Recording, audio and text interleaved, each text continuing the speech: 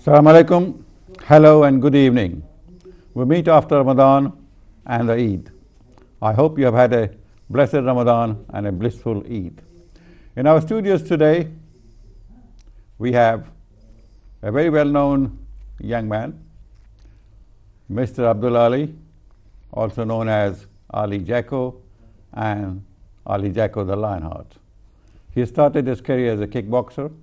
He's now into music, and we are going to explore what motivated him to move from the ring to the studios to perform as a musical star. Welcome to the show, sir. How are you? Hello, thank you. It's an honor and a pleasure to... It's an honor for me to have it. Well, it's my honor. I have heard a lot about you, but never met. We meet today.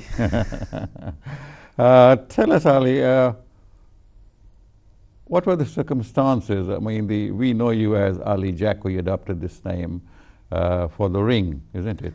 Actually, it was an amateur boxing coach of mine who who speaks Cockney. He had a problem at pronouncing my nickname called Zakir. He started calling me Jacko. And then it continued. Right. I didn't pay much attention to it. I was more motivated to fight. Right. And eventually, it just kind of... Your trainer? Name. My trainer, yeah. Dujon? No, it wasn't Dujon. It was his name... I even forgot his name. Bill. He's actually a caretaker in John Cash School at the moment. But yeah, his name is Bill. He started calling me Jacko, and that's... Yeah, probably it was easy on the It was, yeah, for him it was easy, yeah. So it wasn't deliberate, really? It wasn't deliberate, no. But it sounds... and eventually after... It sounds more romantic, more acceptable. I'm not sure about romance, but after a while, I then wanted to use my real name. It turns out that nobody knew who I was when I did use my real name, so I just carried on using Jacko. And it didn't make any difference to me. You went to a school in East London? I went to John Cass, yes, my secondary school, yeah. And you were in the football league, junior football league? I played a lot of football those days, but in playing football those days, I found that, you know, there wasn't a lot of discipline. There's always fights and stuff like this. Then near Cannon Street, there was a big fight one time, and somebody died, and I thought, you know, I want to play football. And that was because of football? Yeah. Arguments over football and stuff like this. Somebody died, and I thought it's not worth it. So I decided to choose a sport and get serious into it. That I dictate it myself. I did it myself. You also had a go at BMX bikes. Oh, these things I did when I was like 14, 15, teenager. I was, you know, I was freestyling, and I did a lot of stuff that ordinary Bengalis didn't do. Yeah.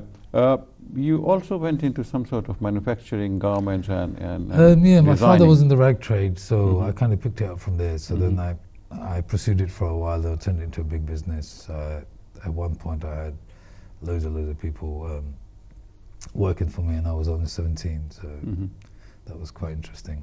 I carried that on until 96. And then what happened to that In trade? 96, I became a world champion. No, what happened to that trade? You just... That trade kind of diluted because of imports from Pakistan, Bangladesh and India. The trade kind of went down, so I thought, and plus I just became a world champion, so I then became... But in 1990s, you didn't become world champion overnight, so you have been working... No, I've been, of course, since 1990 was my first fight. I was training from 86. And while I was doing my business, I was still training. I was training. I won the British Championship, defended it a few times. Intercontinental Championship, World. European Championship, then the World Championship I won in 96. Right. See. What is kickboxing? I mean, I have seen that this is jiu-jitsu and then some Korean, some Japanese. What it is, my foundation is jiu-jitsu. My coach was Patrick Roberts, and his foundation was jiu-jitsu. When you compete in the ring, if you choose to do kickboxing, it was more like it's kicking and punching. So it's exactly the same as boxing, same rules, same regulations, same venues, same rings, and then you can use your feet. Yeah, that's it. It's not free for all. I mean, you can't. There must be some set rules. Well, of course, there's rules. Just like in boxing. Is it close to American professional wrestling? Actually, it started from America. In the beginning, it used to be called full contact karate. So then they turned it into, they called it kickboxing because he was wearing gloves and it was very close to boxing. But then again, in Thailand, it's a native sport for them, Thai boxing, which is the same thing, really. But they have different rules. They can knee and elbow. In kickboxing, there's no knees and elbows. You fought 43, 45 I had 45 times, fights. and we only lost one. I lost one, but then I won that one. Because you were not well. No, actually, I had an injury on my hand. I cut my hand before the fight, and one of my veins snapped from the inside. So I wasn't able to even defend myself. And when I was throwing the punch, my punch would end up somewhere else rather than the target. So my coach thought it wasn't a good idea. So they pulled the fight. Is it similar to boxing? Like if somebody is there on the floor for more than 10 counts, he's 10 out. seconds, yeah. Yeah, it's exactly the same thing. We get 10 counts as well, and it's exactly the same. Exactly the same. And are the rounds limited, or? We have 4 rounds, 6 rounds, 8 rounds, 10 rounds, and 12 rounds for the title fights. Yeah. Just like boxing. Just like boxing, see. But kickboxing is 2-minute rounds rather than 3-minute rounds because you burn a lot more energy with kicking. All these 45, 46 fights, did they take you somewhere else in other countries? Oh yeah, I travelled all over Europe, UK. I travelled many countries. Yeah. Even went to America. Yeah. What sort of reaction did you get from the press? Those days, the press and media was limited because it was only print media, and it was very limited, and it was tough being an Asian and getting a lot of press. But I did get a lot of coverage at the time. It was good. I was more interested in fighting. I didn't care about all this. Yep. So that's it, really. So your fights were not my fights were televised. My fights were televised, and they were televised in various Sky TV and stuff like that. Sky wasn't about at the time, but there was other cable channels and stuff like this all over America and Japan and stuff like that. South America was quite big, but then the media obviously takes time to pick up, and now it's quite popular, so it's good. I'm the person behind actually putting the sport on mainstream television. I promoted about 8 years of television, sports on Sky Sports. On Sky Sports and Channel 5. Yeah. I produced more than 120 episodes.